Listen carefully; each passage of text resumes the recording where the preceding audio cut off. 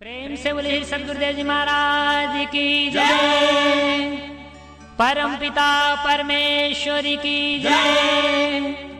आनंद कंद लीलाधारी प्रभु सदानंद जी मनमोहन भगवान की जय।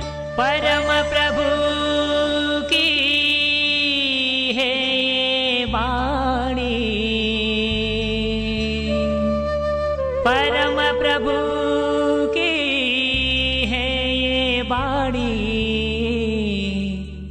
जल्दी ही सतयुग आएगा, सत्पुरुषों का राज बनेगा, पापी नहीं बच पाएगा। ओ पापियों कान खोल कर सुन लो,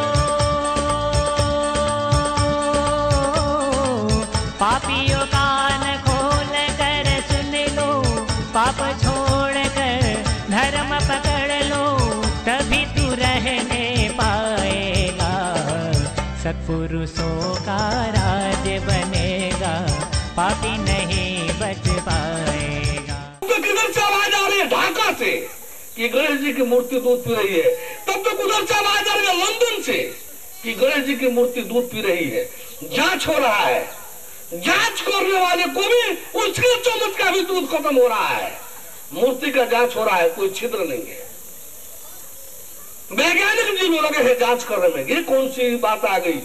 वहां के किसी यूनिवर्सिटी के प्रोफेसर से पूछा गया, जो वहां का बहुत प्रचारित प्रोफेसर था, तो कहता है, तो अपना रिपोर्ट दिया कि मैं ये तो नहीं जानता कि मूर्ति दूध पीती है कि नहीं पीती है, लेकिन मैंने मूर्ति को हंसते हुए देखा है। ये उसने अपना रिपोर्ट दिया कि मूर्तियों को मैंने दूध पीते तो नहीं देखा है।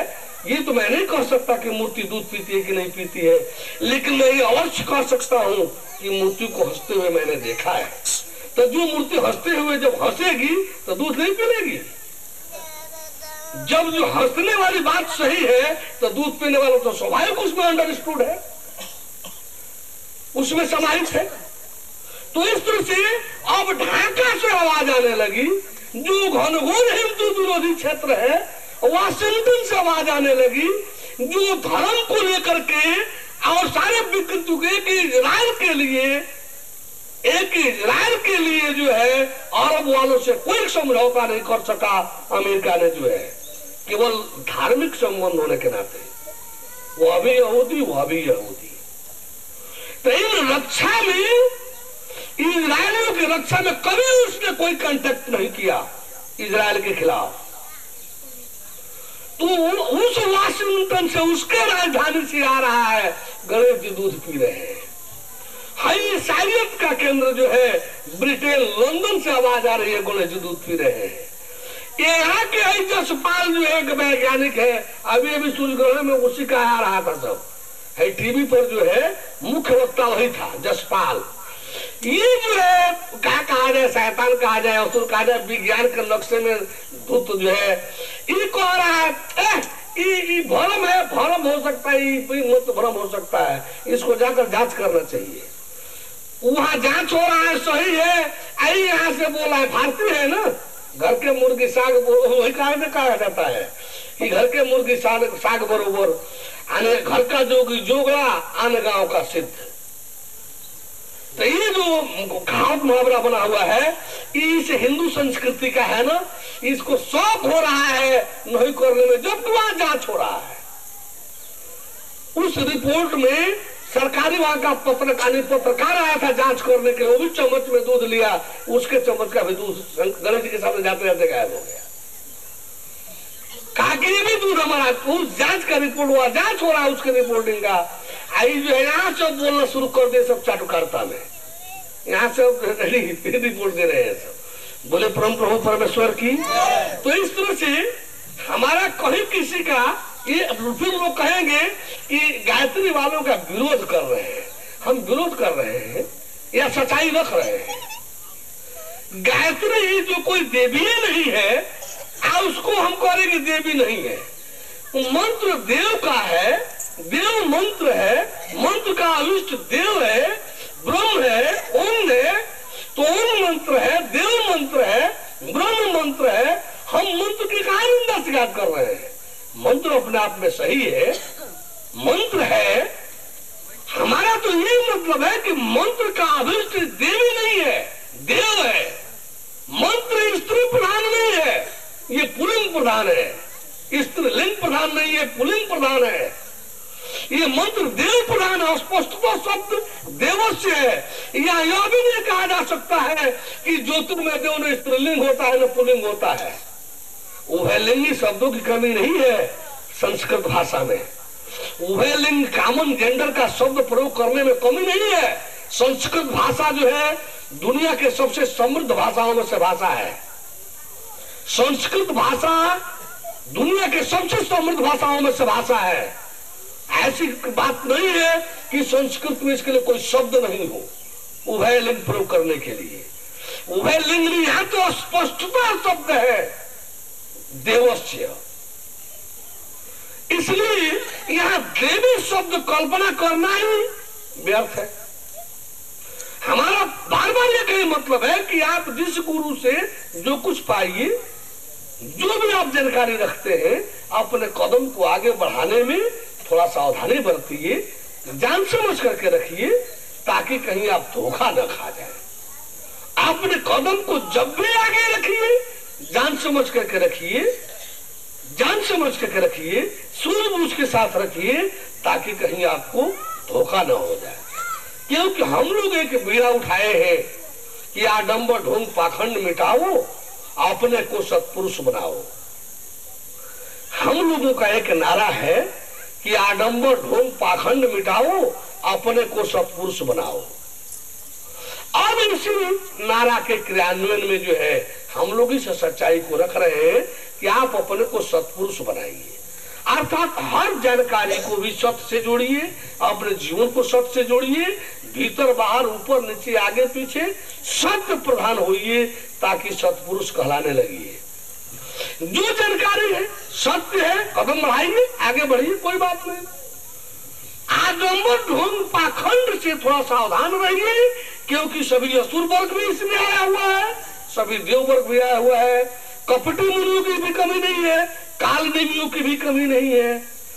अपहरण करने वाले रावण जैसे, सीता का अपहरण करने जैसे रावण जैसे साधुओं की भी कमी नहीं है।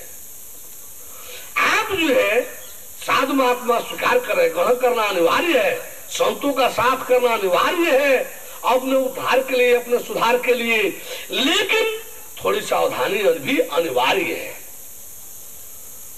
संपर्क अनिवार्य है, संत समागम अनिवार्य है जीव को उद्धार और जीवन के सुधार के लिए, लेकिन साथ ही साथ सावधानी भी अनिवार्य है। आप अपने को थोड़ा सावधान होकर के, सावधान रख करके, कम से कम अपने अगले कदम को जान समझ करके रखने का कष्ट करें। मेरा इतना ही आप सबसे निवेदन है। बोले परम प्रभु परमेश्वर की। ऐसा है कि ये गायत्री मंत्र जो है वो कब और किन परिस्थितियों में पैदा किया गया? बोले परम प्रभु परमेश्वर की। हमको तो लगता है कि विक्षुब्ध और विकृत परिस्थिति में विश्वामित्र ने इसको प्रकट किया। तो ये तो सत्य है कि आपने कहा कि वो तीनों देवों को एक साथ आमंत्रित किए थे, और अगर तीनों देव उनके एक साथ ही उनकी मदद के लिए आ जाते तो स्थिति और भी विषम हो जाती। ऐसा है। बोले परम प्रभु परमेश्वर की। धर्म में धारणा की सबसे बड़ी महत्ता है।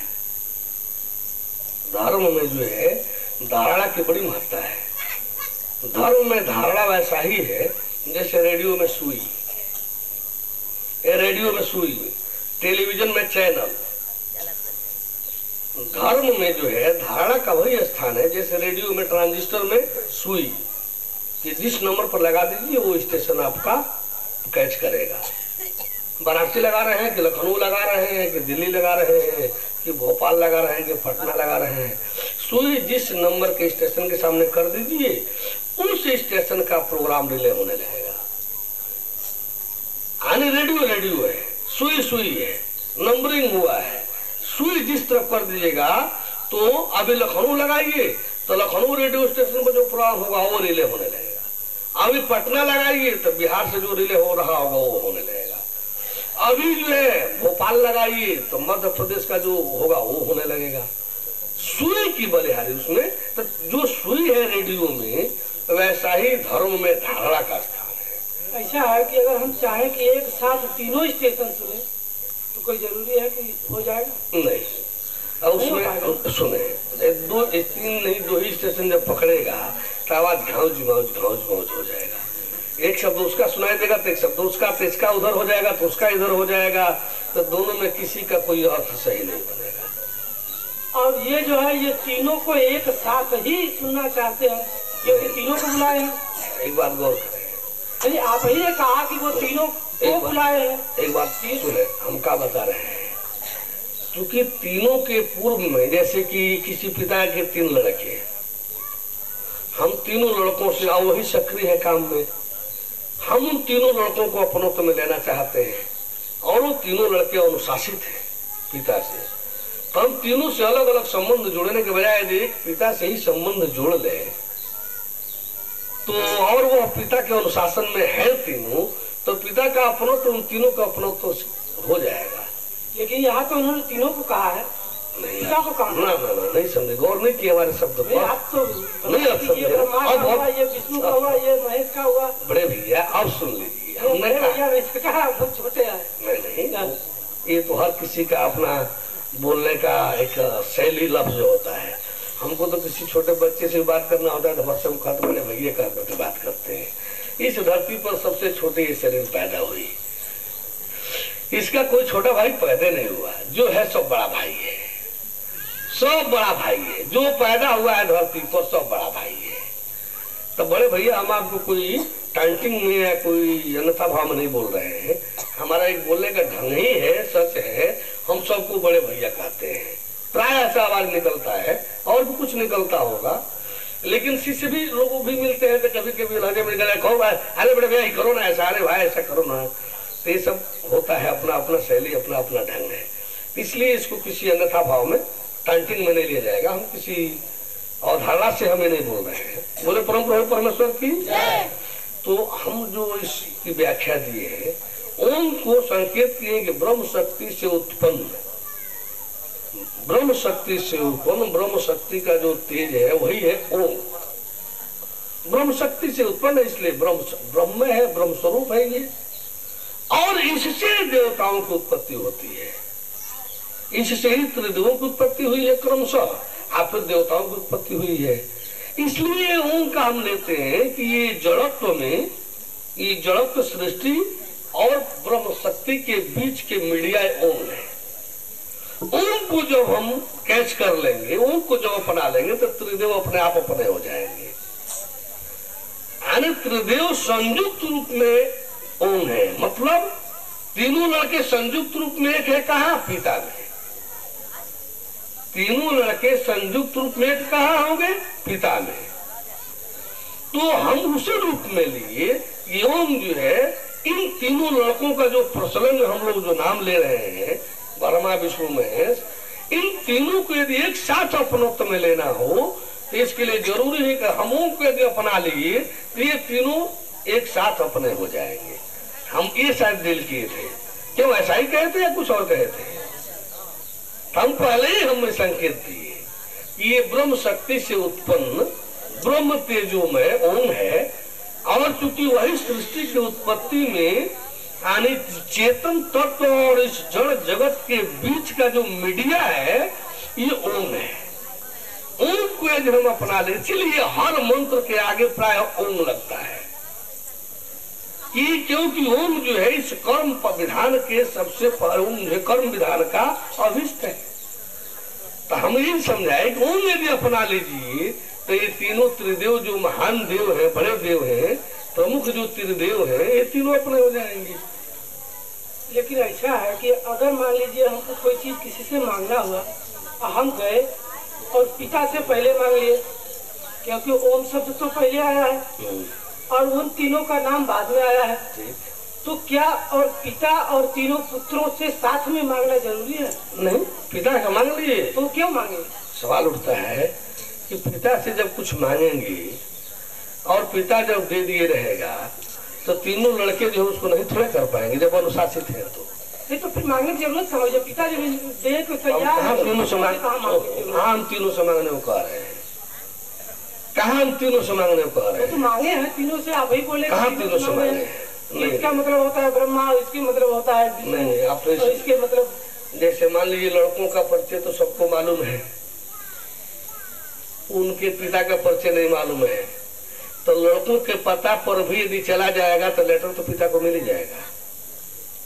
लेकिन अगर साथ में चारों का नाम लिख दिया जाए नहीं है, उनका कोई पता ठिकाना नहीं है, वो तो सर्वोच्च है। वो भाई सर्वोच्च पता नहीं ना होगा, सर्वोच्च तो अस्तित्व का परिचय हुआ ना। क्यों आपने तो यही कहा कि ओम जो है सर्वोच्च है, पहले तो उसका पता लिखा है। नहीं, सर्वोच्च कैसे कह देंगे?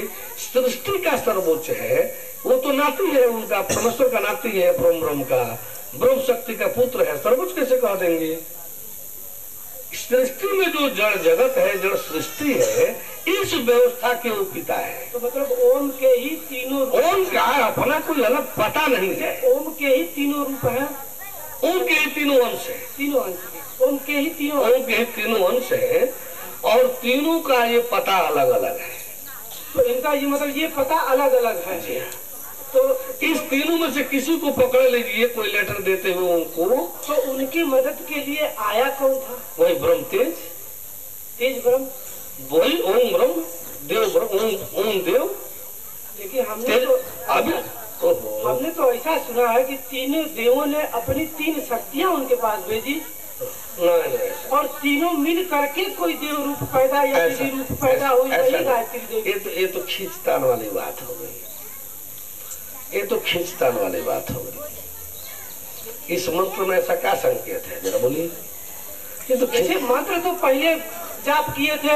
एक बात देखें, विश्वामित्र जहाँ सहज अर्थ बना हुआ है, महाराज जी आप बोले आप बोले में सब कुछ मंत्र का तो पहले जाप कर चुके थे, ठीक लेकिन मदद के लिए देवी आई बाद में। ठीक, अब शक्ति रूपी देवी आई बाद में, ठीक। ऐसा हमने सुना है, देखा नहीं है, नहीं हम जानते हैं। ठीक है, तो देवी आई बाद में। तो आप बताइए कि हम उस देवी जब हमारे मदद के लिए आई तो हम तो उस मंत्र को देवी का ही मंत्र मानेंगे। सवाल उठता है कि मंत्र जिसका है, जिस देव का है, उसका कहेंगे कि वो कौन आई कौन गई, उसका कहेंगे। ऐसा है महाराज? मंत्र का अभिष्ट नहीं, गौर करेंगे, जिसका जो अभिष्ट है वो ऑलरेडी उसमें स्थित है, वर्णित है। जब वहाँ वो खाली जगह रहता तो हम चाहे देवी भरते चाहे देवता भरते, वो हमारे आप को छूट हो जाती। जब ऑलरेडी उसमें देवस्य शब्द है, तो ये तो क्लियर है कि पहले उन्होंने मंत्र का जाप किया था, उसके बाद उनका मदद हुआ। नहीं, अब आप इसको ऐसा समझे, अब हम इसको डील करें। जब कोई व्यक्ति ध्यान करता है, ध्यानी जब ध्यान करता है तो ध्यान में कोई मूर्ति आकृति का ध्यान नहीं होता है। यदि मूर्ति आकृति आती है तो वह उतना सही शुद्ध नहीं माना जाएगा।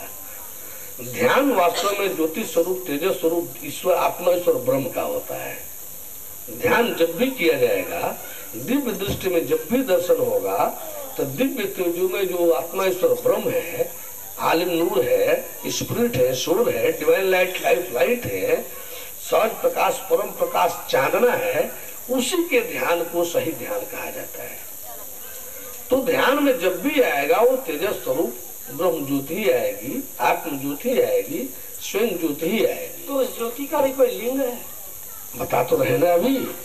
यदि हम उसको तेज को जो है तेज यदि पुलिंग में प्रयोग करना शुरू कर दिए तो उसके सारे व्यवहार पुलिंग से होगा।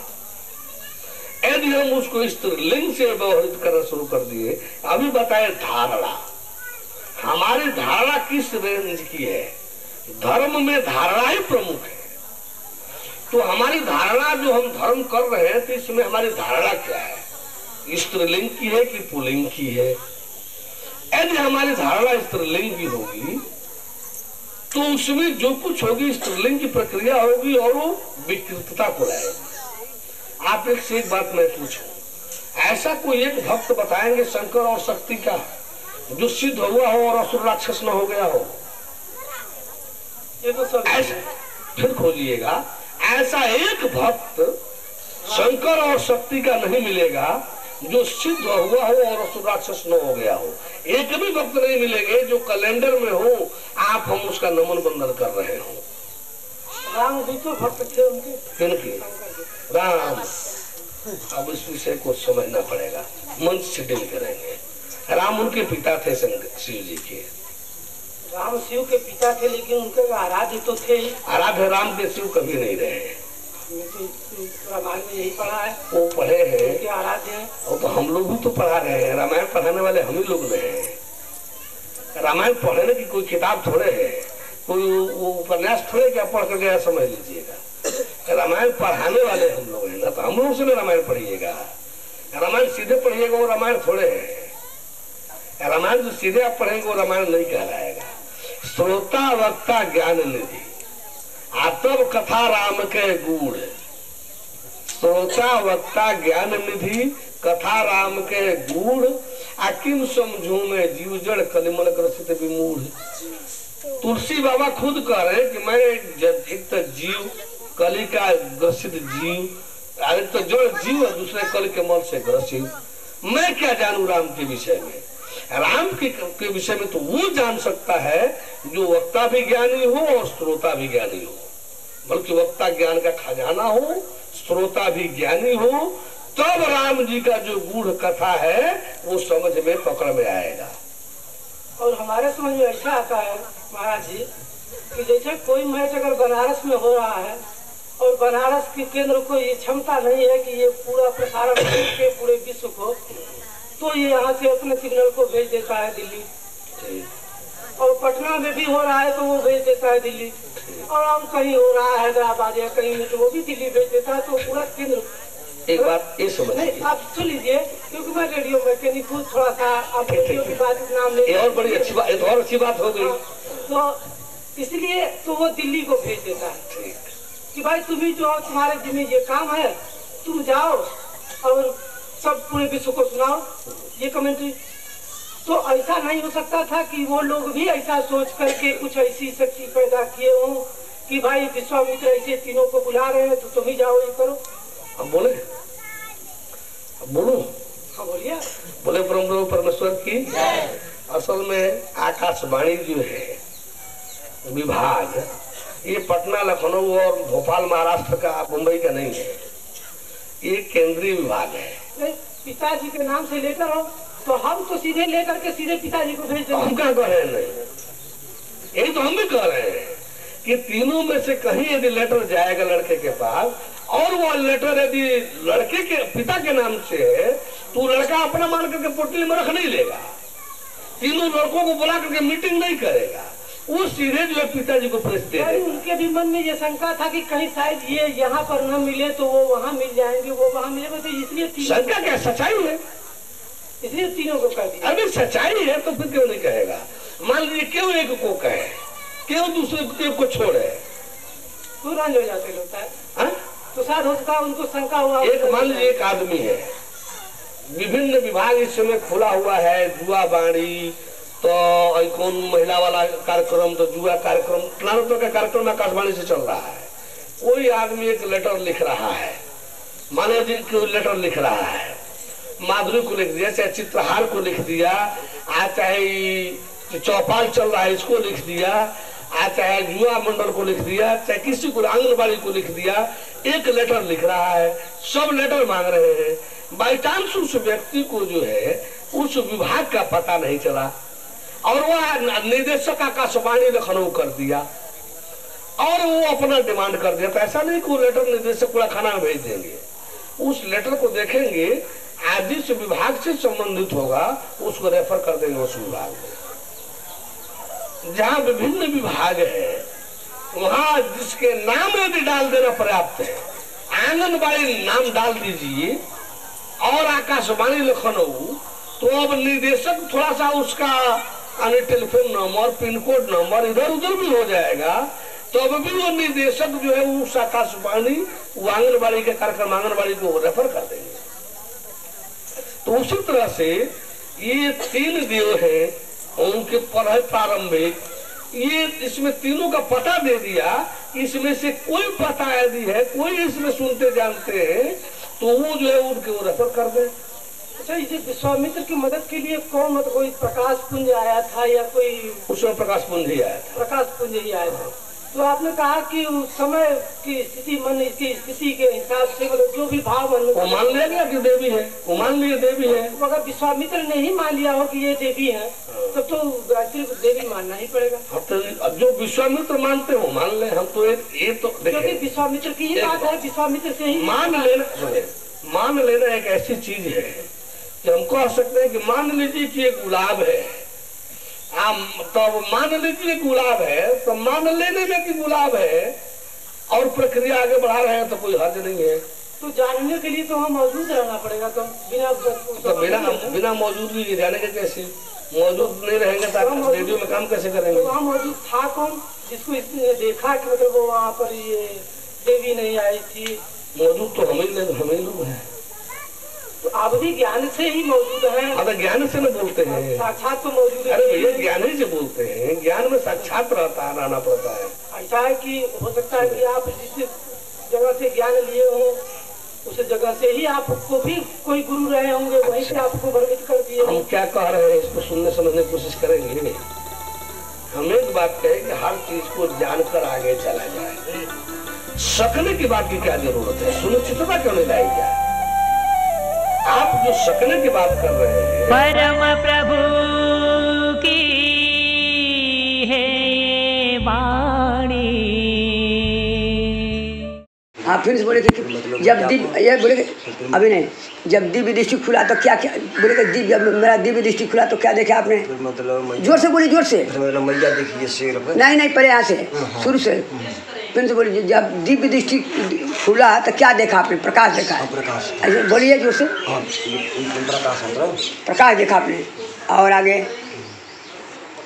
और ज्योत मतलब ज्योत रहे। फिर अब क्या क्या शंकर जी को भी देखा आपने? शंकर जी को प्रणाम के आशीर्वाद दिए। तो बोले बताइए आप जो देखे हैं, हमको मत कहिए। क्या क्या देखा आपने? शंकर जी थे। हाँ तो बाद में मैया भी आई। मैया आई जो देखा उन्हें। हाँ और तो मतलब गणेश जी भी देखे। गणेश जी क्या दिया आपको? थोड़ा दिया प्रसाद। लड्डू दिया कि क्या दिया था? लड्डू। ऐसा लड्डू को भी खाए थे कि हमारे कहने को देखे कि आप देखे यार देखे। और आगे क्या देखा आपने? भगवान कृष्ण का थोड़ा कृष्ण भगवान को देखा तो थोड़ा सा प्रणाम आशीर्वाद दिया। और भगवान को भी थोड़ा आया। कौन भगवान देखे? राम जी को भी देखा और आशीर्वाद दिए। और मतलब विष्णु भगवान क्षीर सागर में ये शयन कर रहे हैं। साइंस क्षीर सागर। अच्छा कौन क्षीर सागर में सेवा कर रहे थे? कौन थे? विष्णु भगवान। और कौन सेवा कर रहा था? मैया लक्ष्मी। देखा है आपने? दुर्गा माता जी को भी देखा आपने? हाँ शेर में बैठी थी। झूठ बोलते हैं महात्मा जी, सही बोलते हैं। चलिए आपने क्या क्या देखा जी बताइए। हमने तो महाराज जी जब दृष्टि खुली तो रोशनी आई। ठीक। और रोशनी कई प्रकार की आई। कई प्रकार अच्छी लग रही थी। हाँ और लाल नीली सफेद रोशनी आई। फिर थोड़ी देर बाद में घुंघराले बाल का चेहरा आओ। स्पष्ट नहीं दिखाना पहले। और फिर इसके बाद में भी चले गए। फिर थोड़ी देर में फिर भी आए। वही आए। और फिर इसके बाद में कौन थे वो? ये अपने महाराज अब दिखाने दूसरी सदानंद जी भगवान। हाँ स्पष्ट दिखाई दिए। हाँ दूसरी बार दिखाई दिए। अच्छा फिर साथ में एक सामने शरीर के दिखाने।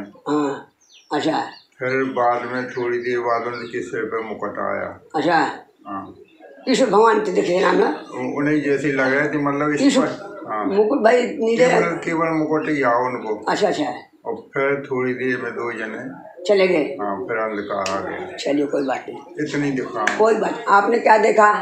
इधर जाइए, जो देखिए बताइए। शंकर भगवान जो से बोलो। हाँ शंकर भगवान।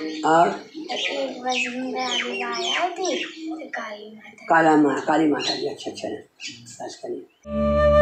परम प्रभु की है ये बाणी, जल्दी ही सतयुग आएगा, सत्पुरुषों का राज बनेगा, पापी नहीं